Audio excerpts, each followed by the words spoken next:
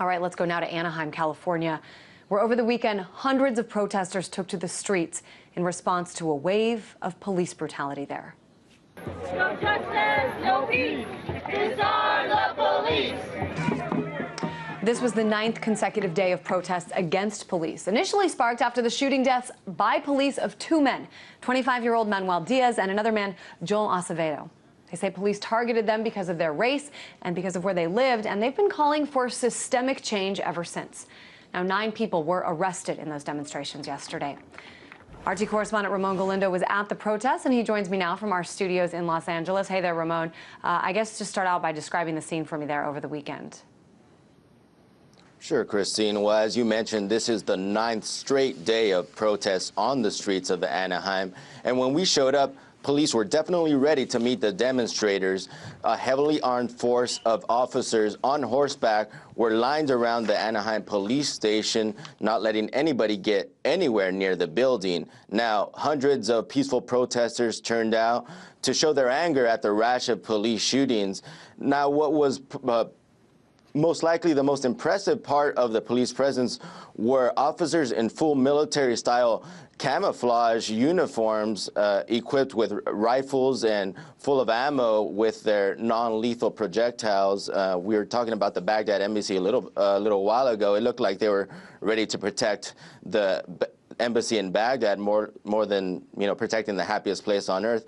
But that was what they were able to do. A group of marchers did try to go down to Disneyland. The road was blocked to the theme park, so they weren't able to get there. As you mentioned, there were 9 arrests. We did not witness those. However, our sources tell us that the protesters were peaceful. Eventually, most of the protesters came back to the police station where they followed with chants and more marching. But for the most part, things did remain peaceful. However, things are still tense between police and the community. Ramon, talk a little bit more about Disneyland here. I know that we were just showing some of the signs that people were holding in terms of their anger at Disney, but talk a little bit about why that specific location and what it had to do with some of the violence that's been taking place in Anaheim.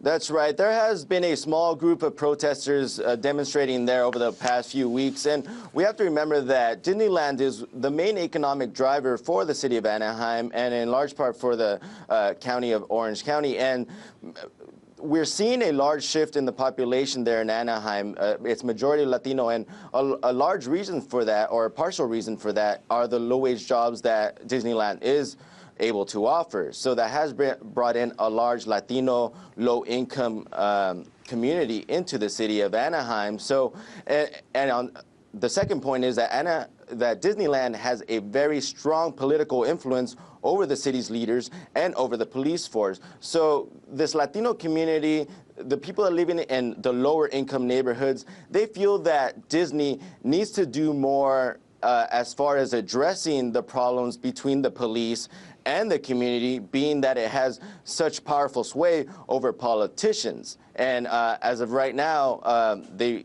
really haven't spoken up too much. And I know, Ramon, these protesters have said, you know, it's not just about these shootings. This is not isolated incidents we're talking about. They're a result, they say, of racism and of major flaws in the system. I guess go into a little bit of detail about what they're suggesting specifically here.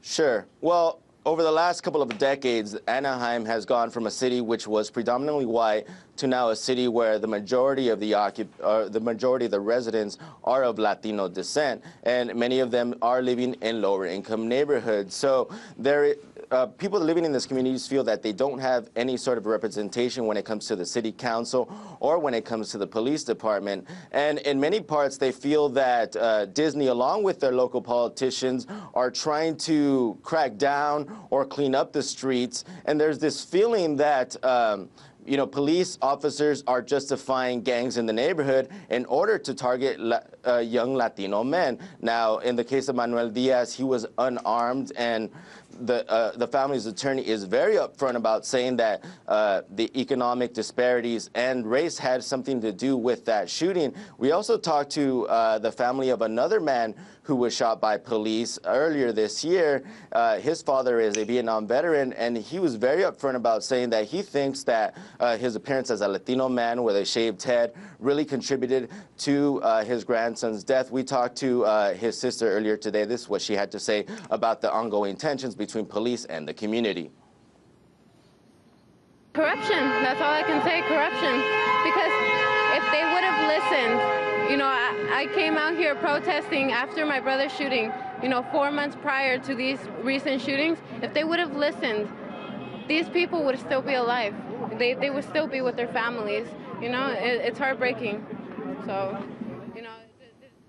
That's right, and many others in the community say that this pattern of tension between police and the community has been ignored, and now it has finally caused what some people are describing as a fire inside of the city of Anaheim. And besides that, police have not given too many details on some of these shootings. However, they have come out and tried to paint the shooting victims as gang members who were in drug-dealing neighborhoods or who were running for police or you know, trying to do something nefarious, something that the neighborhood just doesn't agree with. Yeah, it's certainly interesting, Ramon, when you do read about some of these incidents in the mainstream media. There's some different ways that these pictures are painted for us. You read about, you know, these people provoking police before they were shot. You read they were gang members, that they were not cooperating. But I know witnesses there, and I know you've talked to several, they tell a much different story. So there does seem to be a little bit of a discrepancy in sort of the message, the story that's being told coming from these incidents. We appreciate you going down there over the weekend. Ramon Galindo, RT correspondent in our Los Angeles studios.